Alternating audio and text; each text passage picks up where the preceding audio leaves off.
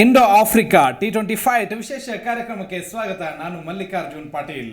ವಿಶ್ವಕಪ್ ಸೋಲಿನ ಬಳಿಕ ಆಸ್ಟ್ರೇಲಿಯಾ ವಿರುದ್ಧ T20 ಸರಣಿಯನ್ನ ಗೆದ್ದಿದ್ದಂತಹ ಭಾರತ ದಕ್ಷಿಣ ಆಫ್ರಿಕಾ ವಿರುದ್ಧ ಕೂಡ ಸರಣಿಯನ್ನ ಸಮಬಲ ಮಾಡಿಕೊಳ್ಳುವಲ್ಲಿ ಯಶಸ್ವಿಯಾಗಿದೆ. ಮೊದಲ ಪಂದ್ಯ ಮಳೆಯಿಂದ ರದ್ದಾದರೆ ಎರಡನೇ ಪಂದ್ಯದಲ್ಲಿ ಹೀನಾಯ ಸೋಲನ್ನು ಭಾರತ ಕಂಡಿತು.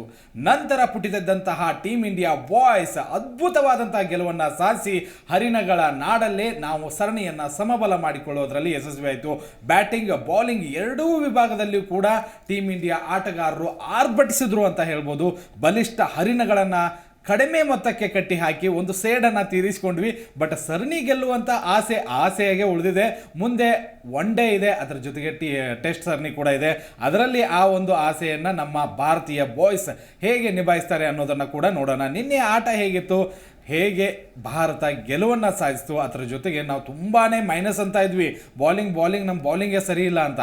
ಬಟ್ ಹರಿಣಗಳನ್ನು ತುಂಬ ಕಡಿಮೆ ಮೊತ್ತಕ್ಕೆ ಕಟ್ಟಿ ಹಾಕುವಲ್ಲಿ ನಮ್ಮ ಬೌಲರ್ಗಳು ಯಶಸ್ವಿ ಆದರು. ನಿನ್ನೆ ಆ ಬೌಲಿಂಗ್ ಪಡೆ ಹೇಗೆ ಮಿಂಚಿದ್ರು ಅನ್ನೋದ್ರ ಬಗ್ಗೆ ಮಾತನಾಡೋದಕ್ಕೆ ನನ್ನ ಜೊತೆಗೆ ನನ್ನ ಸಹೋದ್ಯೋಗಿ ಪ್ರೇಮ್ ಕೂಡ ಭಾಗಿಯಾಗಿದ್ದಾರೆ. ಪ್ರೇಮ್, ಕಾರ್ಯಕ್ರಮಕ್ಕೆ ಸ್ವಾಗತ. ಪ್ರೇಮ್, ಈಗ ಬ್ಯಾಕ್ ಟು ಬ್ಯಾಕ್ ಸರಣಿ, ಒಂದು ಆಸ್ಟ್ರೇಲಿಯಾ ವಿರುದ್ಧ ನಾವು ಸರಣಿಯನ್ನು ಗೆದ್ವಿ, ಈಗ ದಕ್ಷಿಣ ಆಫ್ರಿಕಾ ವಿರುದ್ಧ ಸರಣಿಯನ್ನು ಸಮಬಲ ಮಾಡಿಕೊಂಡಿದ್ವಿ. ಓಕೆ, ಈ ಎರಡೂ ಕಂಪೇರ್ ಮಾಡಿದರೆ ನಾವು T20 ವಿಶ್ವಕಪ್ ಫೈನಲ್ಗೆ ಯಂಗ್ಸ್ಟರ್ಸ್ನೇ ಕಳ್ಸೋಣ ಅಂತ ಅಂದ್ಕೊಂಡ್ರ, ಅಥವಾ ನಿನ್ನೆ ಪಂದ್ಯದಲ್ಲೂ ಏನೋ ಮೈನಸ್ ಇತ್ತು, ಇನ್ನೂ ಬೇರೆಯವ್ರು ಬೇಕು ಅಂತ ನಿಮ್ಗೇನಾದರೂ ಅನ್ನಿಸ್ತಾ? ಹೇಗೆ? ಒಂದು ಪಾಡಿಲ್ರೆ ಸಮಬಲದ ಹೋರಾಟ ಇತ್ತು.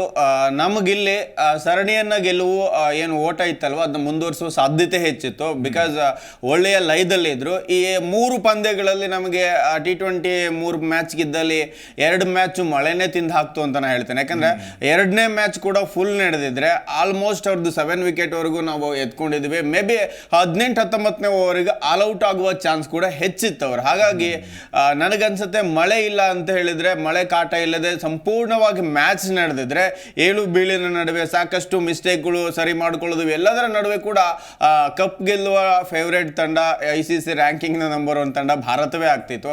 ಹಾಗಾಗಿ ಅವರು ಕೂಡ ನಿನ್ನೆ ಪಂದ್ಯವನ್ನ ಗೆಲ್ಲಕ್ಕೆ ಒಳ್ಳೆಯ ಕಸರತ್ ಮಾಡಿದ್ರು. ಮಿಲ್ಲರ್ ಎಲ್ಲ ಇರೋದ್ರಿಂದ ಮೇ ಬಿ ನಾನು ಗೆಲ್ತಾರೆ ಅನ್ಕೊಂಡಿದ್ವಿ. ಆದ್ರೆ ಬೌಲಿಂಗ್ ಇದೆಯಲ್ಲ ಪಾಟೀಲ, ಇಬ್ರು ಬೌಲರ್ 3 ಓವರ್ ಹಾಕಿರೋದು ಬಿಟ್ರೆ ಯಾರು ಕೂಡ 3 ಓವರ್ ಹಾಕಿಲ್ಲ. ಒಳ್ಳೆಯ ಪ್ರದರ್ಶನ, ಜೊತೆಗೆ ನಾವ್ ಹೇಳ್ತೀವಲ್ಲ ಪಾಟೀಲ್ರೆ, ಸಾಂಘಿಕ ಪ್ರದರ್ಶನ. ಒಬ್ರು ಒಂದಿನ ಡಕ್ ಆಗೋದಿರೋದೆ, ಇನ್ನೊಬ್ರು ಒಂದಿನ ಮಿಂಚುವುದಿರೋದೆ. ಆದ್ರೆ ಎಲ್ಲರೂ ಕೂಡ ನಾವು ಹೇಳೋದು ಫೀಲ್ಡಿಂಗ್, ಬ್ಯಾಟಿಂಗ್, ಬೌಲಿಂಗ್ ಎಲ್ಲವೂ ಕೂಡ ಚೆನ್ನಾಗಿದ್ದಾಗ, ಎಲ್ಲರ ಶ್ರಮ ಇದ್ದಾಗ ಮಾತ್ರ ಗೆಲುವು ಸಿಗತ್ತೆ. ಹಾಗಾಗಿ ನಿನ್ನೆ ಕೂಡ ಆ ಗೆಲುವಿನೊಂದಿಗೆ ಸಮಬಲ ಮಾಡಿಕೊಂಡ್ರು.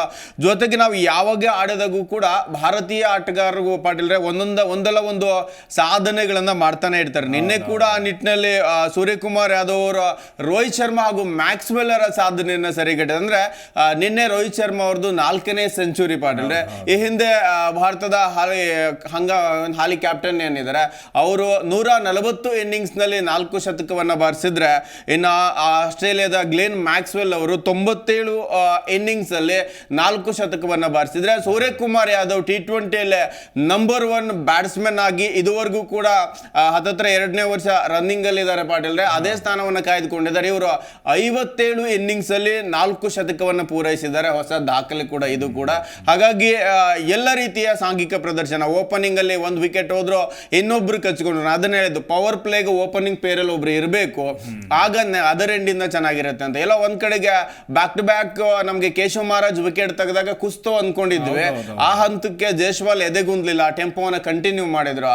ಜೊತೆಗೆ ನಿನ್ನೆ ಬಹಳ ದೊಡ್ಡ ಅದ್ಭುತವಾದ ಏನು ಸೆಂಚುರಿ ಬಂತು. ಬಿಗ್ ಸ್ಟಾರ್ ಕ್ಯಾಪ್ಟನ್ ತುಂಬಾ ಚೆನ್ನಾಗಿ ಆಡಿದ್ರು. ಹಾಗಾಗಿ ಜೊತೆಗೆ ಕುಲ್ದೀಪ್ ಯಾದವ್ ಅವರ ಬೌಲಿಂಗ್ 2.5 ಸಮಥಿಂಗ್, ಇನ್ನು 3 ಓವರ್ ಕೂಡ ಹಾಕಿಲ್ಲ, 5 ವಿಕೆಟ್, ಜಸ್ಟ್ 4 ನಮ್ಗೆ ಎಲ್ಲ ಒಟ್ಟಾರೆಯಾಗಿ ನಾವು ನೋಡೋದಾದ್ರೆ ನಿನ್ನೆ ಹರಿಣಗಳಿಗೆ ಎಲ್ಲೂ ಕೂಡ ಗೆಲುವನ್ನ ಬಿಟ್ಟುಕೊಡದೆ ತುಂಬಾ ಚೆನ್ನಾಗಿ ಆಡಿದ್ರು. ಒಂದು ಕಡೆಗೆ ನಾವು 201 ರನ್ಗಳ ಟಾರ್ಗೆಟ್ ಅನ್ನ ಕೊಟ್ಟಿದ್ವಿ. ಒಂದು ಒಳ್ಳೆ ಇನ್ನಿಂಗ್ಸ್ ಅಂತೂ ಭಾರತದ ಆಟಗಾರರು ಮಾಡಿದ್ರು. ಕಳೆದ ಪಂದ್ಯಕ್ಕೆ ಹೋಲಿಸ್ಕೊಂಡ್ರೆ ನೋಡಿ, 15 ಓವರಲ್ಲೇ 152 ರನ್ ಬೇಕಾಗಿತ್ತು. ಅವಾಗ ಆರ್ಭಟಿಸಿದ್ರು ಹರಿಣಗಳು, ತುಂಬಾ ಚೆನ್ನಾಗಿ ಬ್ಯಾಟಿಂಗ್ನ ಬೀಸಿದ್ರು. ನಮ್ಮ ಬೌಲಿಂಗ್ ಅಂತೂ ತತ್ತರಿಸಿ ಹೋಗಿತ್ತು. ನಿಮಗೊಂದು ಕಡೆಗೆ ಆ ಭಯ ಇತ್ತ, 200 ರನ್ ಆದರೂ ಕೂಡ ಎಲ್ಲೋಪ ಮಿಲ್ಲರ್ ಇದ್ದಾರೆ, ಹೆಂಡ್ರಿಕ್ಸ್ ಇದ್ದಾರೆ, ಮಕ್ರಮ್ ಇದ್ದಾರೆ, ಇಂತಹ ಆಟಗಾರನ ಕಟ್ಟಿ ಹಾಕೋದು ಕಷ್ಟ ಅಂತ ಅನ್ಸುತ್ತಾ? ಒಂದು ಪಾಟೀಲ್ರೆ, T20 ಅಂತ ಬಂದಾಗ ನಿಮಗೆ ಚೆನ್ನಾಗಿ ಗೊತ್ತು, ಇವತ್ತು 200 ಇರ್ಬೋದು, 230 ಇವೆಲ್ಲವೂ ಚೇಂಜಬಲ್ ಸ್ಕೋರ್. ಯಾವ ಬೇಕಾದ್ರೂ ಕೂಡ ಚಾನ್ಸಸ್ ಇದೆ. ಯಾಕಂದ್ರೆ ಮಿಡ್ಲ್ ಆರ್ಡರ್ ಅಲ್ಲಿ ಸ್ಟ್ರೆಂತ್ ಆಗಿರುವ ಆಟಗಾರ ಇದ್ದಾಗ, ಬಿಗ್ ಹಿಟ್ಟರ್ ಇದ್ದಾಗ ಈ ಸಾಧ್ಯತೆ ಇದೆ. ನಾವು ಆ ಲೆಕ್ಕಾಚಾರ ನೋಡಾಗ ತವರಿನ ಅಡ್ವಾಂಟೇಜ್ ಬೇರೆ ಇದೆ ಅವರಿಗೆ. ಜೊತೆಗೆ ಮಿಡ್ಲ್ ಆರ್ಡರ್ ಅಲ್ಲೇ ನಿಮಗೆ ಬಿಗ್ ಹಿಟ್ಟರ್ ಇದ್ರೆ ಕ್ಲೆಸನ್ ಸಿಗ್ತಾರೆ, ಅಡಮ್ ಮರ್ಕಮ್ ಸಿಗ್ತಾರೆ, ಹಾಗೇನೆ ಡೇಂಜರ್ ಮಿಲ್ಲರ್ ಇದ್ದಾರೆ ನಿಮಗೆ. ಈ ಆಟಗಾರನ ನಾವು 3 ಜನ ಇಟ್ಕೊಂಡಾಗ ಮಧ್ಯಮ ಕ್ರಮಾಂಕದಲ್ಲಿ ಫಿನಿಶ್ ಮಾಡುವ ಚಾನ್ಸಸ್ ಹೆಚ್ಚಿದೆ ಅಂತ. ನೋಡಿ ಆಸ್ಟ್ರೇಲಿಯಾ ಫಿನಿಶ್ ಮಾಡುತ್ತೆ ಅಂದ್ರೆ ಅಲ್ಲೂ ಕೂಡ ಮಧ್ಯಮ ಕ್ರಮಾಂಕನೇ ಇಂಪಾರ್ಟೆಂಟ್. ನಮ್ಮ ಇಂಡಿಯನ್ ಆಟಗಾರರು ಚೇಸ್ ಮಾಡ್ತಾರೆ ಅಂದ್ರೆ ಅದು ಕೂಡ ಮಿಡ್ಲ್ ಆರ್ಡರ್ ಸ್ಟ್ರೆಂತ್ ಇರುವುದು. ಹಾಗಾಗಿ ನನಗೆ ಅನ್ಸಿತ್ತು ಮೇ ಬಿ ಚೇಜಬಲ್, ಒಂದು ಥ್ರಿಲ್ಲಿಂಗ್ ಇರುತ್ತೆ ಅನ್ಕೊಂಡಿದೀವಿ ನಾವು. ಬಟ್ ಇಂಡಿಯನ್ ಬೌಲರ್ಗಳು ಅದನ್ನೆಲ್ಲ ಕೆಳಗೆ ಹಾಕಿದ್ರು. ಯಾಕಂದ್ರೆ ಒಂದು ಮಳೆ ಬಂದಿಲ್ಲ, ಫುಲ್ ಫ್ಲಡ್ ಮ್ಯಾಚ್ ನಡೆದಿದೆ. ಆರಂಭಕ್ಕೆ ಕೇಶವ ಮಹಾರಾಜ್ ಒಳ್ಳೆಯ ಸ್ಪೆಲ್ ಮಾಡಿದಾಗ ನಾವು ಅನ್ಕೊಂಡಿದ್ವಿ ನಾವೇನ್ ಕಮ್ಮಿ ಇಲ್ಲ, ಇವ್ರಕಿನ್ನ ಸ್ಟ್ಯಾಂಡರ್ಡ್ ಬೌಲರ್ ಇದ್ರು ನಮ್ಮಲ್ಲಿ. ಯಾಕಂದ್ರೆ ಜಡೇಜಾ ಇದ್ರು, ನಮ್ಗೆ ಕುಲ್ದೀಪ್ ಇರೋದ್ರಿಂದ ಒಂದು ಸ್ಟ್ರೆಂತ್ ಅಂತೂ ಇತ್ತು. ಇವತ್ತೇನೋ ಒಂದು ಮಾಡ್ತೀವಿ ಅನ್ನೋದು, ಅದನ್ನ ಕುಲ್ದೀಪ್ ಯಾದವ್ ಮತ್ತೊಮ್ಮೆ ಕಮಾಲ್ ಮಾಡಿದ್ರು. ಅವ್ರು ವಿಶ್ವಕಪ್ ಅವ್ರು ಚಾಪ್ ಮಾಡಿಸಿದ್ರು, ಕಂಟಿನ್ಯೂ ಮಾಡ್ತಿದ್ದಾರೆ. ಮುಂದಿನ ಸರಣಿಗೂ ನನ್ನ ಬಿಟ್ಟು ಯಾರ ಕಡೆ ಕಣ್ಣು ಆಯಿಸಬೇಡಿ ಅನ್ನೋದನ್ನ ನೀಟಾಗಿ ತೋರಿಸಿದ್ರ. ಒಂದ್ ಕಡೆಗೆ ಮಿಲ್ಲರ್ ಬಂದಾಗ ಪಾಟೀಲ್ 35 ರನ್ ಜಸ್ಟ್ 22 ಬಾಲ್ಗೆ 2 ಬೌಂಡ್ರಿ ಹೊಡೆದು ಸೆಟ್ ಮಾಡಿದ್ರು. ನಿಜ ಆ ಹಂತಕ್ಕೆ ನಮಗೊಂದು ಹಂತಕ್ಕೆ ಏನೋ ಮಾಡ್ತಾರೆ ಇವರು ಅನ್ನೋದಿತ್ತು. ಯಾಕಂದ್ರೆ ಆರಂಭ ನೋಡಿ ನಮ್ಗೆ ರೀಸೆ ಹೆಂಡ್ರಿಂಗ್ಸ್ ಏನೋ ಮಾಡ್ತಾರೆ ಅಂತ ಬಹಳಷ್ಟು ನಿರೀಕ್ಷೆ ಇಟ್ಕೊಂಡಿದ್ದೀವಿ. ಅಲ್ಲೂ ಕೂಡ ಪಾರ್ಟ್ನರ್ಶಿಪ್ ಇಲ್ಲ. ನಂತರ ಬಂದಂತ ಮ್ಯಾಥು ಕೂಡ ಫಾರ್ಮ್ ಅಲ್ಲಿ ಅವ್ರೇನು ಸೆಟ್ಲ್ ಆಗ್ಲಿಲ್ಲ. ಫಸ್ಟ್ ಕ್ಲಾಸ್ ಕ್ರಿಕೆಟ್ ಅಲ್ಲಿ ತುಂಬಾ ಚೆನ್ನಾಗಿ ಆಡಿದ್ರೆ ಪಾಟೀಲ್. ಹಾಗಾಗಿ ಅವರು ಏನು ಆಡ್ತಾರೆ ಅನ್ನೋದು ಆಡಲಿಲ್ಲ. ಏನು ಮಾರ್ಕ್ರಮ್ ಆಟ ಸ್ಟಾರ್ಟ್ ಮಾಡಿದಾಗ ನನಗನ್ಸುತ್ತೆ ಕ್ಲಸನ್ ಇದಾರೆ, ಇನ್ನ ಜೊತೆಗೆ ಮಿಲ್ಲರ್ ಇದೆ, ಈ 3 ಜನ ಏನೋ ಮಾಡ್ಬೋದು ತ್ರಿಬಲ್ ಸ್ಟಾರ್ ಅನ್ಕೊಂಡಿದೀವಿ. ಬಟ್ ವರ್ಕ್ ಆಗ್ಲಿಲ್ಲ. ಸಾಂಘಿಕ ಪ್ರದರ್ಶನ ನೀವು ಬೌಲಿಂಗ್ ನೋಡಿ ಪಾಟೀಲ್ರೆ, ಎಕಾನಮಿ ಅಂತ ಹೇಳಿದ್ರೆ ಮೊಹಮ್ಮದ್ ಸಿರಾಜ್ 4.3 ಎಕಾನಮಿಲಿ ಬೌಲಿಂಗ್ ಮಾಡ್ತಾರೆ. ನಿಮಗೆ ಹರ್ಷದೀಪ್ ಸಿಂಗ್ 6 ಅಲ್ಲಿ ಬೌಲಿಂಗ್ ಮಾಡವ್ರೆ. ಎಲ್ಲರೂ ಕೂಡ 10 ಒಳಗೇನೆ ಇದ್ದಾರೆ. ಹಾಗಾಗಿ ಈ ತರದ ಡಾಟ್ ಬಾಲ್ಗಳು ಕೊಟ್ಟಾಗ ತಂಡ ತುಂಬಾ ಚೆನ್ನಾಗಿ ಗೆಲ್ಲುತ್ತೆ. ಬೌಲಿಂಗು ಕೂಡ ಬ್ಯಾಲೆನ್ಸ್ ಓಕೆ ಅಪ್ಪ ಸುಧಾರಿಸ್ಕೊಳ್ತಿದ್ದಾರೆ ಅಂತ ಅನಿಸ್ತಿತ್ತು. ಇನ್ನೊಂದು ಕಡೆಗೆ ನಾವು ನಮ್ಮ ಭಾರತದ ನಿನ್ನೆಯ ಗೆಲುವಿಗೆ 3 ಆಟಗಾರರನ್ನ ಪ್ರಮುಖವಾಗಿ ನೋಡೋಣ. ಮೊದಲನೇದಾಗಿ ಸೂರ್ಯಕುಮಾರ್ ಯಾದವ್ ಮತ್ತೊಂದು ಸೆಂಚುರಿ, ನೀವು ಅವಾಗಲೇ ಹೇಳ್ತಾ ಇದ್ರಿ 4ನೇ ಶತಕ ಬಂತು. ಆ ಒಂದು ಶತಕವನ್ನ ಸಂಭ್ರಮಿಸಿದ್ರು. ಖಂಡಿತವಾಗ್ಲೂ T20ಯಲ್ಲಿ ನಾನೇ ನಂಬರ್ 1 ಅನ್ನೋದನ್ನ ಮತ್ತೆ ಅವರು ನಿರೂಪಿಸಿದ್ರು. ನೋಡಿ ಆಸ್ಟ್ರೇಲಿಯಾ ಸರಣಿಯ ಮೊದಲ ಪಂದ್ಯದಲ್ಲೇ ಕೂಡ 80 ರನ್ಗಳ ಪ್ಲಸ್ ರನ್ಗಳನ್ನು ಕೊಟ್ಟಿದ್ರು. ನಿನ್ನೆ T20 ರ್ಯಾಂಕಿಂಗ್ ಕೂಡ ಬಂತು, ಮತ್ತೆ ಅವರೇ ಮುಂದುವರಿತಾ ಇದ್ದಾರೆ. ಅದರ ಜೊತೆಗೆ ನೋಡಿ ಭಾರತದಲ್ಲಿ ಅತಿ ಹೆಚ್ಚು ಅಂದ್ರೆ ಅವಾಗಲೇ ಅವರು ಹೇಳಿದ್ರು, ಮ್ಯಾಕ್ಸ್ವೆಲ್ ಮತ್ತೆ ರೋಹಿತ್ ಅವರ ದಾಖಲೆಯನ್ನು ಮುರಿದಿದ್ರು. ಇಂಗ್ಲೆಂಡ್ ವಿರುದ್ಧ ಶತಕ ಬಂದಿದೆ, ನ್ಯೂಜಿಲೆಂಡ್ ವಿರುದ್ಧ ಶತಕ ಬಂದಿದೆ, ಈಗ ದಕ್ಷಿಣ ಆಫ್ರಿಕಾ ವಿರುದ್ಧ ಕೂಡ ಶತಕ ಬಂತು. ಈ ಒಬ್ಬ ಆಟಗಾರನ ನಿನ್ನೆ ಆ ಒಂದು ಗ್ರಾಫಿಕ್ಸ್ ಮೂಲಕ ನಾನು ನಿಮಗೆ ತೋರಿಸ್ತೀವಿ. ಸೂರ್ಯಕುಮಾರ್ ಯಾದವ್ ಎಷ್ಟು ಬಾಲ್ಗಳನ್ನು ಆಡಿದ್ರು, ಎಷ್ಟು ರನ್ಗಳನ್ನು ಹೊಡೆದ್ರು, ಸ್ಟ್ರೈಕ್ ರೇಟ್ ಹೇಗಿತ್ತು, ಅದನ್ನೆಲ್ಲ ನಾವು ನೋಡ್ತಾ ಹೋದ್ರೆ ನಿನ್ನೆ ಆ ಒಂದು ಗೆಲುವಿಗೆ ಇವರ ಒಂದು ಕೊಡುಗೆ ಎಷ್ಟರ ಮಟ್ಟಿಗೆ ಚೆನ್ನಾಗಿತ್ತು ಅಂತ ಹೇಳ್ತೀರಿ ಪಾಟೀಲ್ರೆ? ಒಂದು ಇವರಿಗೆ ಅಭಿನಂದನೆ ಏನ್ ಹೇಳ್ಬೇಕಂದ್ರೆ player of the match player of the series ಎರಡೂ ಕೂಡ ಇವರೇನೆ. ಯಾಕೆಂದ್ರೆ ಅವ್ರದ್ದು ಕ್ಯಾಪ್ಟನ್ ಆಗಿ ಯಾವುದೇ ಭಯ ಇರಲಿಲ್ಲ. ಅವ್ರ ಆಟನ ಅವ್ರು ಆಡ್ತಾ ಇದ್ರು. ಕ್ಯಾಪ್ಟನ್ಸಿಯ ಜೊತೆಗೆ ತಮ್ಮ ಬ್ಯಾಟಿಂಗ್ ಅನ್ನು ಕೂಡ ನಿಭಾಯಿಸಿದ್ರು. ನೋಡಿ ನಿನ್ನೆ 100 ಭರ್ಜರಿ, ಅದು ಕೇವಲ ನಮಗೆ ಕಡಿಮೆ ಬಾಲ್ 100 ಹೊಡಬೇಕು, ಇದು ಚುಟುಕು ಕ್ರಿಕೆಟ್ಗೆ ಬೇಕಾಗುವಂತ ಲಕ್ಷಣಗಳು. 56 ಬಾಲಲ್ಲಿ 100 ರನ್ ಸಿಡಿಸ್ತಾರೆ, 7 ಬೌಂಡರಿ, 8 ಸಿಡಿಲಬ್ಬರದ ಸಿಕ್ಸರ್ಗಳು. ಸ್ಟ್ರೈಕ್ ರೇಟ್ ನೋಡಿ ನಿಮಗೆ, ಈ ಸ್ಟ್ರೈಕ್ ರೇಟ್ ನಾವು 200 150 ಮೇಲೆ ಇದ್ದಾಗನೇ ಸಾಧ್ಯ ಆಗತ್ತೆ. 178.7 ಸ್ಟ್ರೈಕ್ ರೇಟ್ ಅಲ್ಲಿ ಭರ್ಜರಿಯಾಗಿ ಬ್ಯಾಟ್ ಬೀಸ್ತಾರೆ ಪಾಟೀಲ್ ಇವರು. ಇನ್ನೊಂದ್ ಕಡೆಗೆ ನಾವು ಪ್ಲೇಯರ್ ಆಫ್ ದಿ ಸೀರೀಸ್ ಕೂಡ ಇವರೇ ಆಗಿದ್ದಾರೆ, ಅದಕ್ಕೂ ಕೂಡ ಪ್ಲೇಯರ್ ಆಫ್ ದಿ ಮ್ಯಾಚ್ ಕೂಡ ಇವರೇ. ಒಂದು ಪಾಟೀಲ್ ನಮಗೆ ನಾಯಕರಾದಾಗ ಫೇಲ್ಯೂರ್ ಆಗಿರೋರು ತುಂಬಾ ಜನ ಬಿಗ್ ಸ್ಟಾರ್ ಗಳನ್ನ ನಾವು ನೋಡಿದ್ದೇವೆ. ನಮಗೆ ಸಚಿನ್ ತೆಂಡೂಲ್ಕರ್ ನಾಯಕತ್ವವನ್ನು ನಿಭಾಯಿಸಲಿಲ್ಲ, ತಮ್ಮ ಆಟವನ್ನ ಮಾತ್ರ ಅವರು ನಿಭಾಯಿಸಿ ತುಂಬಾ ಹೆಸರು ಮಾಡಿದ್ರು. ನಂತರ ನಾವು ಕೊಹ್ಲಿ ಬಂದ್ರು ಅಷ್ಟೇ ಪಾಟೀಲ್, ನಾಯಕರಾಗಿ ಸಕ್ಸಸ್ ಕಂಡಿದ್ದು ಕಮ್ಮಿ. ಆ ನಿಟ್ಟಿನಲ್ಲಿ T20 ಯುವ ನಾಯಕನಾಗಿ ಕೂಡ ಹೊರಹೊಂಬೋದು. ನಾವು ಆಸ್ಟ್ರೇಲಿಯಾದಲ್ಲಿ ಸಪ್ರೇಟ್ ತಂಡಗಳಿಗೆ ನಾಯಕರನ್ನ ನೋಡ್ತಾ ಬರ್ತಾ ಇದ್ದೇವೆ. ಆ ನಿಟ್ಟಿನಲ್ಲಿ ನಾವು ನೋಡಿ ಸೂರ್ಯಕುಮಾರ್ ಯಾದವ್ ಕ್ಯಾಪ್ಟನ್ಸಿ ತಮ್ಮ ಆಟದ ಮೇಲೆ ಎಲ್ಲೂ ಕೂಡ ಸ್ವಲ್ಪನೂ ಕೂಡ ಧಕ್ಕೆ ಬಂದಿಲ್ಲ. ಅವರ ಬ್ಯಾಟಿಗೆ ಅಂದ್ರೆ ಒತ್ತಡ ಎಲ್ಲೂ ಇಲ್ಲ. ನಾನು ಕ್ಯಾಪ್ಟನ್ಸಿ ಜೊತೆಗೆ ನಿಭಾಯಿಸಬೇಕು, ಕಷ್ಟ ಆಗತ್ತೆ ಅನ್ನೋದನ್ನ ಎಲ್ಲೂ ತೋರಿಸಿಲ್ಲ. ಜೊತೆಗೆ ಆ ಒಂದು ಆಟಗಾರನ ಮುಖದಲ್ಲಿ ಪಾಟೀಲ್ರೆ ಒಂದು ಹುಮ್ಮಸ್ಸಿನ ಕಳೆ ಇರುವುದಿಲ್ಲ, ಕುಗ್ಗಿದ ಕಳೆ ಇರುವುದಿಲ್ಲ, ಎಲ್ಲವನ್ನು ಕಾಮಾಗಿ ತೆಗೆದುಕೊಳ್ತಾರೆ. ನಾವು MS ಧೋನಿಯಲ್ಲಿದ್ದ ಪ್ರಮುಖ ಗುಣಲಕ್ಷಣಗಳಲ್ಲಿ ಒಂದನ್ನು ನಾವು ಆ್ಯಡ್ ಮಾಡಬಹುದು. ಆ ಥರದ್ದೊಂದು ಗುಣ ಇದೆ ಅಂತ ಕ್ಯಾಪ್ಟನ್ಸಿಗೆ ಅದು ಬೇಕು. ಜೊತೆಗೆ ಫೀಲ್ಡ್ ಸೆಟ್ಟಿಂಗ್ ಇರ್ಬೋದು, ಆಮೇಲೆ ಅಟ್ಯಾಕಿಂಗ್ ಬೌಲಿಂಗ್ ಸ್ಟೈಲ್ ಇದೆಯಲ್ಲ ಪಾಟೀಲ್ರೆ, ನಮ್ಮ ರೋಹಿತ್ ಶರ್ಮಾಗಿರುವ ಸ್ಕಿಲ್, ಯಾವ ಆಟಗಾರ ಬಂದಾಗ ಬೌಲಿಂಗ್ ನ ಚೇಂಜ್ ಮಾಡಬೇಕು, ಜೊತೆಗೆ ಯಾವ್ದು ವರ್ಕ್ ಆಗ್ತಿದ್ದ ಕಂಟಿನ್ಯೂ ಅಟ್ಯಾಕ್ ಮಾಡಬೇಕು, ಎಲ್ಲವೂ ಕೂಡ ತುಂಬಾ ಚೆನ್ನಾಗಿ ಗೊತ್ತಿದೆ. ಅದರಲ್ಲಿ ನಿನ್ನೆ ಬ್ಯಾಟಿಂಗ್ ಬ್ಯಾಟಿಂಗ್ ನೋಡಿದ್ರೆ ಪಾಟೀಲ್ರೆ, ಒಂದು ಗೆದ್ದು ಬಿಡ್ತಾರೆ ಅವರು, ನಾವು ಗೆಲ್ತಿದ್ವಿ, ಕಡೆಯ ಮ್ಯಾಚ್ ನಮಗೆ ಅನ್ಯಾಯ ಆಗಿದೆ, ಯಾಕಂದ್ರೆ ಪಿಚ್ ವೆಟ್ ಆಗಿದ್ರು ಕೂಡ ಆಡಿಸಿದ್ರು, ಅದೆಲ್ಲಕ್ಕೂ ಕೂಡ ಇವತ್ತು ಉತ್ತರ ಕೊಡಬೇಕು, ನಾವು ಗೆಲ್ತಿದ್ವಿ ಅಂತ ತೋರಿಸಬೇಕು ಅಂತ ಹೇಳಿದ್ರೆ ಇವರ ಬ್ಯಾಟಿಂಗ್ ನೆರವು ತುಂಬಾ ಚೆನ್ನಾಗಿತ್ತು. ಅದರಲ್ಲೂ ಕೂಡ Gill back to back failure, ನಾವು ವಿಶ್ವಕಪ್ ಅಲ್ಲೂ ಒಂದೆರಡು ಮ್ಯಾಚ್ ಅನ್ನ ಹೊರತುಪಡಿಸಿದ್ರೆ ಬ್ಯಾಕ್ ಟು ಬ್ಯಾಕ್ ಫೇಲ್ಯೂರು, ಅದ್ಭುತವಾಗಿ ಲಯದಲ್ಲಿ ಇದ್ದು ಇಲ್ಲಿ ಕಿಶನ್ ಜೊತೆಗೆ ಗಾಯಕ್ವಾಡ್ ತುಂಬಾ ಚೆನ್ನಾಗಿ 100 ಬಾರಿಸಿದ್ರು ಕಳೆದ ಒಂದು ಆಸ್ಟ್ರೇಲಿಯಾ ಸೀರೀಸ್ ಅಲ್ಲಿ. ಹಾಗಾಗಿ ಕೂಡ ಸೀನಿಯರ್ ಮೋಸ್ಟ್ ಜಾಗದಲ್ಲಿ ಅಥವಾ ಒನ್ ಡೇ ರ್ಯಾಂಕಿಂಗ್ ಆಧಾರದ ಮೇಲೆ ಅವರಿಗೆ ಅವಕಾಶ ಕೊಟ್ಟಕ್ಕೆ ಮಾಡಿಲ್ಲ, ಆಡ್ಲಿಲ್ಲ.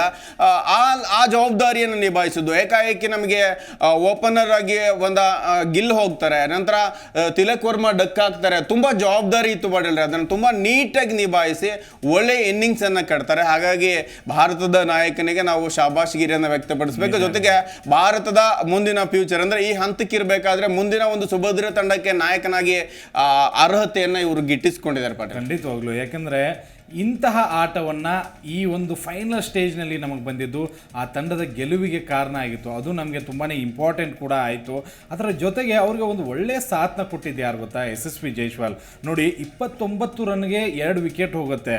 ತಿಲಕ್ ವರ್ಮಾ ಮತ್ತು ಗಿಲ್ ಬೇಗನೆ ಪೆವಿಲಿಯನ್ಗೆ ತಗೋತಾರೆ. ತಿಲಕ್ ವರ್ಮಾ ಅಂತೂ ಬಂದ ತಕ್ಷಣವೇ ವಿಕೆಟನ್ನು ಒಪ್ಪಿಸ್ಬಿಡ್ತಾರೆ. ಬಟ್ ಜೈಸ್ವಾಲ್ ಬಂದು ಅದ್ಭುತವಾದಂಥ ಇನ್ನಿಂಗ್ಸನ್ನು ನಾಯಕನೊಂದಿಗೆ ಆಡ್ತಾರೆ. ನೋಡಿ, ನಮಗೆ ವಿಶ್ವಕಪ್ ನಮಗೆ ಓಪನಿಂಗ್ ಸ್ಲಾಟ್ನ ನಾವು ಹುಡುಕ್ತಾ ಇದ್ದೀವಿ, ಬಟ್ ಹುಡುಕೋದ್ರಲ್ಲಿ ತುಂಬ ಚೆನ್ನಾಗಿ ನಮಗೆ ಸಿಗ್ತಾ ಇರೋದು SSV ಜೈಸ್ವಾಲ್. ಈ ಒಬ್ಬ ಆಟಗಾರ ಖಂಡಿತವಾಗ್ಲೂ ಮುಂದಿನ ನಮ್ಮ ಭಾರತದ T20 ಫ್ಯೂಚರ್ ಅನ್ನೋದರಲ್ಲಿ ಯಾವುದೇ ಡೌಟ್ ಇಲ್ಲ.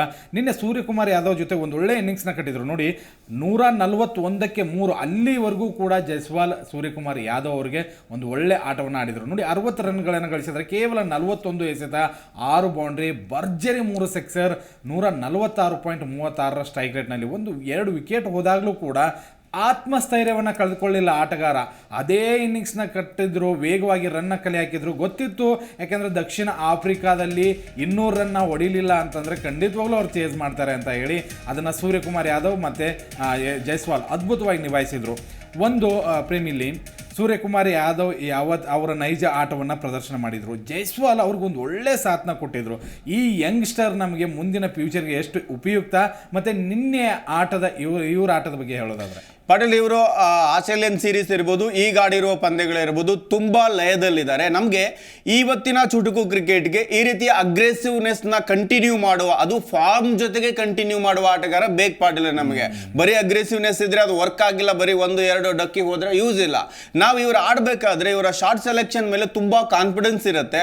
ನಾವು ಇವರಲ್ಲಿ ಒಬ್ಬ ಸೆಹ್ವಾಗ್ನ ನೋಡ್ತೀವಿ. ಇವರು ಆಫ್ ಸೈಡಿಗೆ ಆಡಬೇಕಾದ್ರೆ ನಮಗೆ ಸೌರವ್ ಗಂಗೂಲಿ ಕಾಣಿಸ್ತಾರೆ. ಅದಾದ್ಮೇಲೆ ಇವರ ಅಗ್ರೆಸಿವ್ನೆಸ್ನ ನೋಡಕ್ ಹೋದ್ರೆ ನಮಗೆ ಇವರ ಬೌಂಡ್ರಿಗಳನ್ನೆಲ್ಲ ಬಾರಿಸಿದಾಗ ಪಾಟೀಲ್ರೆ ಇಲ್ಲಿ ನಮಗೆ ಶಿಖರ್ ಧವನ್ ನೆನಪಾಗ್ತಾರೆ. ಒಂದು ಮುಂದಿನ ವಿಶ್ವಕಪ್ಪಿನ 4 ತಿಂಗಳಲ್ಲಿದೆ, 2024ರ ಚುಟುಕು ಕ್ರಿಕೆಟ್ ಏನಿದೆ ಇದು, ಆ ಒಂದು ಸೀರೀಸ್ಗೆ ಓಪನರ್ ಆಗುವ ಎಲ್ಲ ಅರ್ಹತೆ ಇವರಿಗಿದೆ. ಯಾಕಂತ ಹೇಳಿದ್ರೆ ನಾವು left and right and combination ಅಲ್ಲಿ ಮುಂದಿನ ವಿಶ್ವಕಪ್ಗೆ ಒಂದು ಒಳ್ಳೆ ಅಸ್ತ್ರವನ್ನ ರೆಡಿ ಮಾಡ್ತಾ ಇದ್ವಿ. ಆ ಲೆಕ್ಕಾಚಾರದಲ್ಲಿ ಓಪನಿಂಗ್ ಇಂದನೇ left and right and combination ತುಂಬಾ ಬೆಸ್ಟ್ ಇರುತ್ತೆ.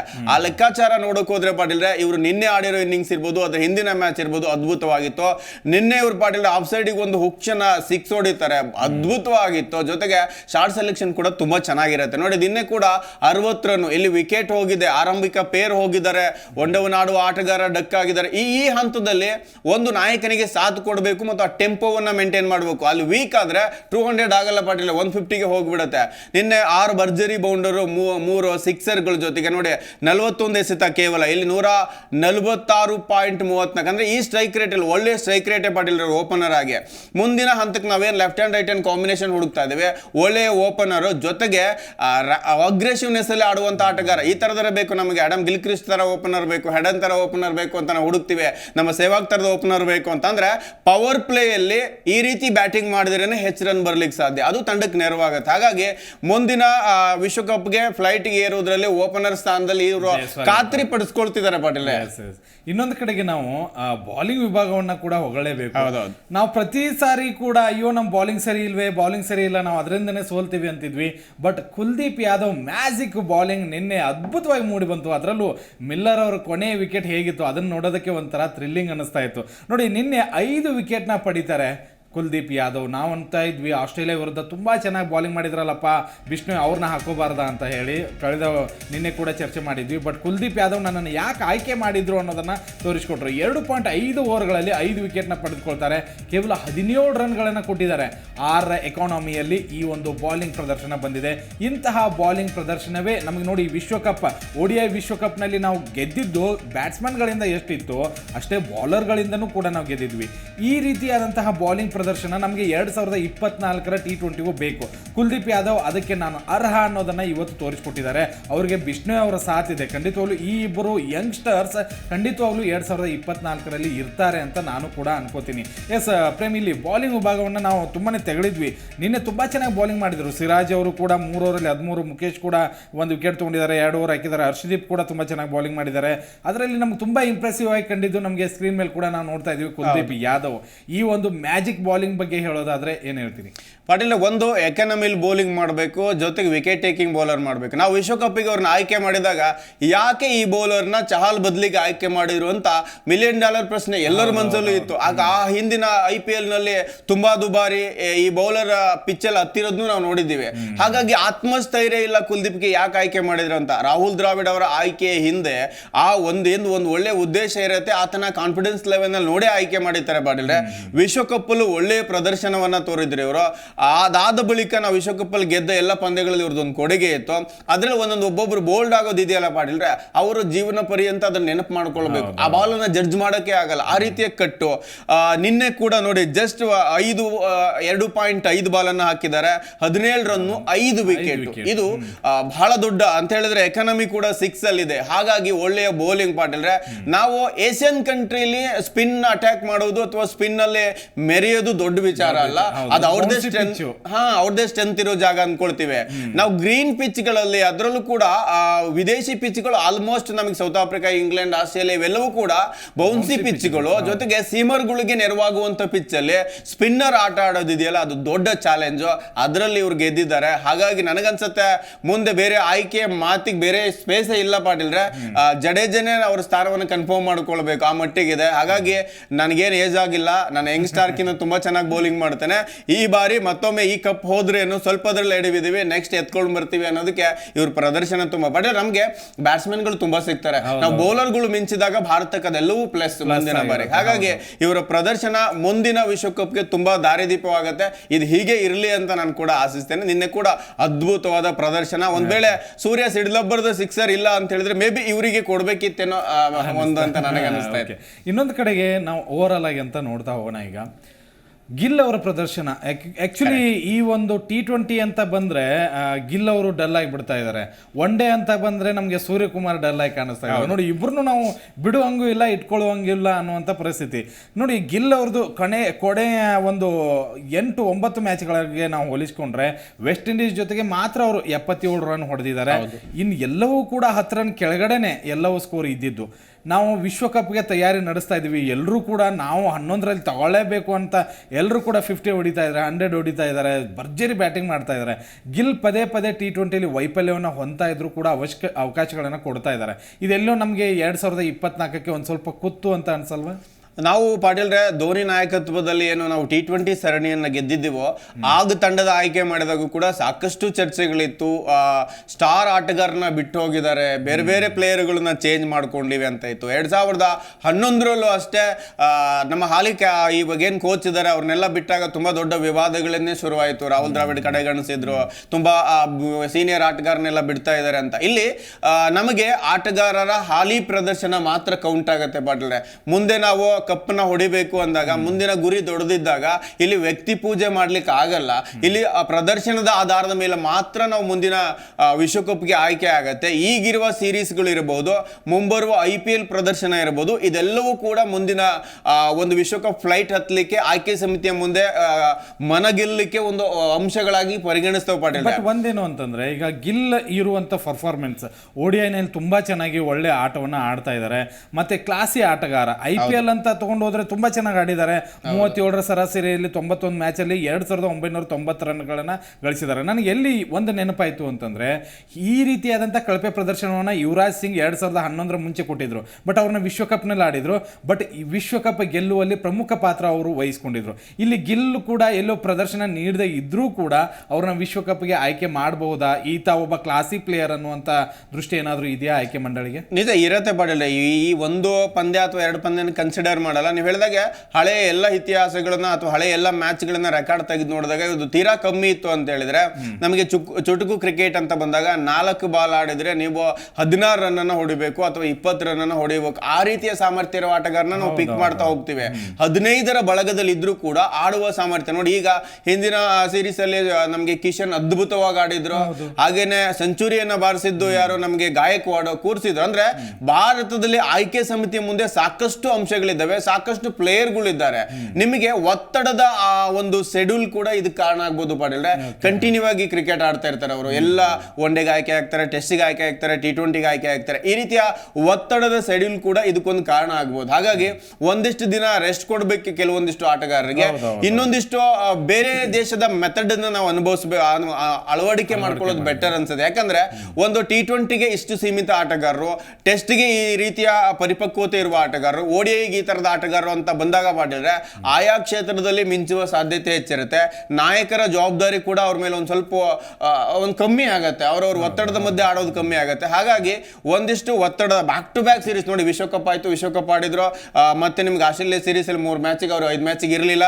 ಈಗ ಮತ್ತಿದ್ದಾರೆ, ಮತ್ತೆ ODI ಆಡ್ತಾರೆ ಪಾಟಿಲ್ಲ. ಹೀಗೆಲ್ಲ ಆಟಗಳ ಒಂದು ಒತ್ತಡದ ನಡುವೆ ಒಂದು ಫಿಟ್ನೆಸ್, ಇನ್ನೊಂದು ಫಾರ್ಮ್ ಕಂಡುಕೊಳ್ಳೋದು ತುಂಬಾ ಕಷ್ಟ ಆಗುತ್ತೆ. ಹಾಗಾಗಿ ಕೆಲವೊಂದು ಆಟಗಾರರಿಗೆ ರೆಸ್ಟ್ ಕೊಡೋದು ಕೂಡ ನನ್ನ ಪ್ರಕಾರ ಬೆಟರ್ ಅನ್ಸುತ್ತೆ ಪಾಟಿಲ್ಲ. ಈಗ ಓವರ್ ಆಲ್ ಆಗಿ ನಾವು ನೋಡ್ತಾ ಹೋದ್ರೆ ಪ್ರೇಮ್, ಈ ಒಂದು ಸರಣಿಯಿಂದ ನಾವು ಏನು ಮೈನಸ್ಗಳನ್ನ ನೋಡ್ಕೊಂಡ್ವಿ, ಅದರ ಜೊತೆಗೆ ಇದು ಪ್ಲಸ್ ಇದೆ, ಇದು ನಮಗೆ ತುಂಬಾ ಮುಂದೆ ಸಹಾಯ ಆಗುತ್ತೆ ಅನ್ನೋದಾದ್ರೆ ಯಾವೆಲ್ಲ ಮೂವ್ಮೆಂಟ್ಸ್ಗಳನ್ನು ನೋಡೋದಾದ್ರೆ, ಬ್ಯಾಟಿಂಗ್ ವಿಭಾಗದಲ್ಲಿ, ಬಾಲಿಂಗ್ ಮತ್ತೆ ಆಲ್ರೌಂಡರ್ 3 ವಿಭಾಗದಲ್ಲಿ ನೋಡೋದಾದ್ರೆ ಪಾಟೀಲ್, ಈಗ ನಾವು ಓಪನರ್ ಆಗಿ ನಮಗೆ ಈಗ ರೋಹಿತ್ ಶರ್ಮಾನೇ ಇದ್ದಾರೆ. ರೋಹಿತ್ ಶರ್ಮಾ ಜೊತೆಗೆ ಗಿಲ್ ಇದ್ದಾರೆ. ಮೊದಲು ಧವನ್ ಇದ್ರು, ಈಗ ಗಿಲ್ ಕಾಂಪಿಟೇಟರ್ ಆಗಿ ಕಂಟಿನ್ಯೂ ಆಗ್ತಿದ್ದಾರೆ ಅನ್ನೋದು ಒಂದಿತ್ತು. ನಾವು ಹಾಗಾದ್ರೆ ಓಪನರ್ ಜೋಡಿಯನ್ನ ರೋಹಿತ್ ಶರ್ಮಾಕಿನ್ನ ಮೊದಲೇ ಗಂಭೀರ್ ಹಾಗೇನೆ ನಮ್ಗೆ ಏನು ಇವರ ಸೆಹ್ವಾಗ್ ಆಗಿದ್ರು. ಅದಾದ್ಮೇಲೆ ರೋಹಿತ್ ಶರ್ಮಾ ಜೊತೆಗೆ ಸಾಕಷ್ಟು ಪೇರ್ಗಳನ್ನ ನೋಡಿದೀವಿ, ಅಡ್ಜಸ್ಟೇ ಆಗ್ಲಿಲ್ಲ. ಸ್ವಲ್ಪ ದಿನ ಆದ್ಮೇಲೆ ಸ್ವಲ್ಪ ಧವನ್ ಕಂಟಿನ್ಯೂ ಮಾಡಿದ್ರು. ಹಾಗಾಗಿ ಒಂದು ಅದ್ಭುತ ಓಪನಿಂಗ್ ಜೋಡಿಯನ್ನ ಹುಡುಕಾಟವನ್ನ ಮೊದಲಿಂದಾನು ಇಂಡಿಯಾ ಮಾಡ್ತಾ ಬರ್ತಾ ಇದೆ. ಆ ನಿಟ್ಟಿನಲ್ಲಿ ನನಗೆ ಜೈಸ್ವಾಲ್ ಇರ್ಬೋದು, ಹಾಗೇನೆ ನಮಗೆ ಇವಾಗ ಗಿಲ್ ಇರ್ಬೋದು, ಗಾಯಕ್ವಾಡ್ ಇರ್ಬೋದು, ಕಿಶನ್ ಇರ್ಬೋದು, ಇಷ್ಟರು ಕೂಡ ಓಪನಿಂಗ್ ಆಡುವ ಸಾಮರ್ಥ್ಯ ಇದ್ದಾರೆ. ಇನ್ನು ನಮಗೆ ಫಿನಿಷರ್ ಸ್ಥಾನವನ್ನ ಮಿಡ್ಲ್ ಆರ್ಡರ್ ಹಂತದಲ್ಲಿ ಆಡುವ ಆಟಗಾರರಿಗೆ ತಿಲಕ್ ವರ್ಮಗೆ ಮಣೆ ಹಾಕಿದ್ರು. ಅದ್ರ ಹಿಂದೆ ದೀಪಕ್ ಹೂಡಾ ಆಡ್ತಾ ಇದ್ರು ಪಾಟೀಲ್ರೆ. ಈಗ ತಿಲಕ್ ವರ್ಮಾ, ಶ್ರೇಯಸ್ ಅಯ್ಯರ್ ಇದ್ದಾರೆ, ಹಾಗೇನೆ ನಮಗೆ ರಿಂಕು ಇದ್ದಾರೆ. ಇಲ್ಲಿ ಆಯ್ಕೆ ಮುಂದೆ ಯಾರಪ್ಪ ಬೆಟರ್ ಪಿಕ್ ಮಾಡಬಹುದು ಅಂತ ಬಂದಾಗ ನಮಗೆ ರಿಂಕುನ ಮುಂಚೂಣಿಯಲ್ಲಿ ಆಡ್ತಾರ, ಕೇವಲ 4 ಓವರಿಗೆ ಸೀಮಿತನ, 3 ಓವರಿಗೆ ಸೀಮಿತನ ಅಂತ ಒಂದು ಪ್ರಶ್ನೆ ಇದ್ದಾಗ ಮೊನ್ನೆ ಮ್ಯಾಚ್ ಅಲ್ಲಿ ಅವರಿಗೆ ಮುಂಬಡ್ತಿ ಕೊಡ್ತಾರೆ. ಅಲ್ಲೂ ಕೂಡ ಅವ್ರು ಬಂದು 50 ಬಾರಿಸ್ಕೊಂತಾರೆ, ಜೊತೆಗೆ ವಿಕೆಟ್ ನಿಲ್ಲಿಸ್ತಾರೆ ನಾಯಕನ ಜೊತೆಗೆ. ಆ ತರದ ಒಂದು ಜವಾಬ್ದಾರಿತವಾಗಿ ಮಿಡ್ಲ್ ಆರ್ಡರ್ ಆಡಿದಾಗ ಅಲ್ಲಿ 3 ಜನರಲ್ಲಿ ಒಂದು ರಿಂಕುನ ಎತ್ಕೊಳ್ತಾರೆ. ಆಲ್ರೆಡಿ ಶ್ರೇಯಸ್ ಅಯ್ಯರ್ ಪಟ್ಟಿಲ್ ಇರ್ತಾರೆ. ನೀವು ತಿಲಕ್ ವರ್ಮನ ಬ್ಯಾಕ್ ಡ್ರಾಪ್ ಮಾಡ್ತಾರೆ, ಯಾಕಂದ್ರೆ ಬ್ಯಾಕ್ ಟು ಬ್ಯಾಕ್ ಫೇಲ್ಯೂರ್ ಕಂಡಾಗ ಇಲ್ಲಿ ಜಾಸ್ತಿ ಜನ ಇದ್ದಾರೆ. ಮೇ ಬಿ ತಿಲಕ್ ವರ್ಮಕಿನ್ನ ನಮಗೆ ರಿಂಕು ಇವಾಗ ಬೆಸ್ಟ್ ಆಗಿ ಕಾಣ ಸಿಗ್ತಾರೆ. ಇನ್ನು ಬೌಲಿಂಗ್ ಅಂತ ಬಂದಾಗ ನಮಗೆ ಒಂದಿಷ್ಟು ಹರ್ಷದೀಪ್ ಸಿಂಗ್ಗೆ ಡೆತ್ ಓವರ್ ಮೇಂಟೈನ್ ಮಾಡುವ ಒಂದು ಸಾಮರ್ಥ್ಯ ಇದೆ ಅನ್ಕೊಂಡಿದೀವಿ. ಆದ್ರೆ ಇವರು ಮೊದಲಿಗೆ ತುಂಬಾ ದುಬಾರಿ ಆಗ್ತಾರೆ. ನಿನ್ನೆ ಕೂಡ ಎಕನಾಮಿ ಜಾಸ್ತಿ ಇದೆ ಅವ್ರದ್ದು. ಹಾಗಾಗಿ ನಮ್ಗೆ ಸಿರಾಜ್ ಇರ್ಬೋದು, ಹಾಗೇನೆ ನಿನ್ನೆ ಮುಖೇಶ್ ಒಂದು ಅವಕಾಶ ಜಾಸ್ತಿ ಇದೆ ಪಾಟೀಲ್. ಅವರ ಬೌಲಿಂಗ್ ಸ್ಟೈಲ್ ತುಂಬಾ ಚೆನ್ನಾಗಿದೆ. ಒಂದ್ ಸ್ವಲ್ಪ ಡಾಟ್ ಬಾಲ್ ಗಳಗಡೆ ಗಮನ ಕೊಡ್ತಾರೆ. ಮುಖೇಶ್ ಇಲ್ಲಿ ನಮಗೆ ನೋಡಿ ಒಂದ್ ಸೀರೀಸ್ ಆದಾಗ ಮುಖೇಶ್ ಒಬ್ಬ ಸಿಗ್ತಾರೆ ನಮಗೆ. ಬೌಲಿಂಗ್ ಅಲ್ಲಿ ಯಾರಿಗಾದ್ರೂ ಸಮಸ್ಯೆ ಆದಾಗ ಮುಖೇಶ್ ಇದ್ದಾರೆ ಅನ್ನುವುದು 15 ಬಾಲ್ಗಳು ಆಯ್ಕೆ ಮಾಡ್ಕೊಳ್ಬಹುದು. ಸ್ಪಿನ್ ಅಲ್ಲಿ ನಮಗೆ ಸ್ವಲ್ಪ ಜಡೇಜಾ ಮಂಕ್ ಆಗ್ತಾರೆ ಅಂದ್ರೆ ರೀಪ್ಲೇಸ್ ಮಾಡ್ಲಿಕ್ಕೆ ನಮಗೆ ರವಿ ಬಿಷ್ಣೋಯ್ ಸಿಕ್ಕರು. ಇವಾಗ ರವಿ ಬಿಷ್ಣೋಯ್ ಒಳ್ಳೆ ಸ್ಪಿನ್ ಮಾಡ್ತಾ ಇದ್ದಾರೆ. ಹಾಗಾಗಿ ಈ ಸೀರೀಸ್ ಅಲ್ಲಿ ಮಾಡಿದ ಮಿಸ್ಟೇಕ್ ಅಂತ ಹೇಳಿದ್ರೆ, ಕಳೆದ ಮ್ಯಾಚ್ ಅಲ್ಲಿ ಫೀಲ್ಡಿಂಗ್ ಇಲ್ಲಿ ನಮಗೆ ತುಂಬಾ ಕಳಪೆ ಇತ್ತು. ಒಂದ್ ಸ್ವಲ್ಪ ಬೌಲಿಂಗ್ ಸುಧಾರಣೆ ಆಗ್ತಾ ಇದೆ. ಬ್ಯಾಟಿಂಗ್ ಅಲ್ಲಿ ಭಯ ಇಲ್ಲ ಪಾಟೀಲ್, ವಿಕೆಟ್ ಹೋದ್ರೂ ಕೂಡ ಮಿಡ್ಲ್ ಆರ್ಡರ್ ತುಂಬಾ ಚೆನ್ನಾಗಿದೆ. ಹಾಗಾಗಿ ಆಯ್ಕೆ ಸಮಿತಿಯ ಮುಂದೆ ಕಠಿಣತೆ ಆಗ್ತಾ ಹೋಗ್ತಾ ಇದೆ. ಅದು ಒಳ್ಳೆ ಕಠಿಣತೆ, ಯಾಕಂದ್ರೆ 15 ಬಳಗದಲ್ಲೂ ಫುಲ್ ಫ್ಲಡ್ಜ್ ಎಲ್ಲ ಪ್ಲೇಸಿಗೆ ಆಡೋ ಆಟಗಾರ ಇದ್ದಾಗ ಕ್ಯಾಪ್ಟನ್ ಗಿರ್ಬೋದು ಅಥವಾ ಕೋಚ್ ಗಿರ್ಬೋದು ಈಸಿ ಇರುತ್ತೆ, ಯಾರನ್ನೋ ಆಡಿಸಿರಿ ಇವತ್ತು ಆಡ್ತಾರೆ ಅಂತ. ಹಾಗಾಗಿ ತುಂಬಾ ಕಲ್ತಿದ್ದೇವೆ ಈ ಸೀರೀಸ್ ಇಂದ. ಇವೆಲ್ಲವೂ ಕೂಡ ಪ್ರಾಕ್ಟೀಸ್ ನಮ್ದು ಮುಂದಿನ ವಿಶ್ವಕಪ್ಗಾಗಿ. ಹಾಗಾಗಿ ನೆಕ್ಸ್ಟ್ ನಡೆಯುವ ಒನ್ ಡೇಯಲ್ಲೂ ಕೂಡ ಇದೇ ಎಕ್ಸ್ಪೆರಿಮೆಂಟ್ ನಡೆಯುತ್ತೆ ಪಾಟೀಲ್. T20 ಸರಣಿಯ ಬಗ್ಗೆ ತುಂಬಾ ಚೆನ್ನಾಗಿ ವಿವರಿಸಿದ್ರಿ. ಇನ್ಮೇಲೆ ಒನ್ ಡೇ ಸ್ಟಾರ್ಟ್ ಆಗುತ್ತೆ, ಅಲ್ಲಿ ಕೂಡ ನೀವು ಭಾಗಿಯಾಗಿರ್ತೀರಿ. Thank you so much. Thank you. T20 ಸರಣಿ ಅಂತೂ ಮುಗಿತು.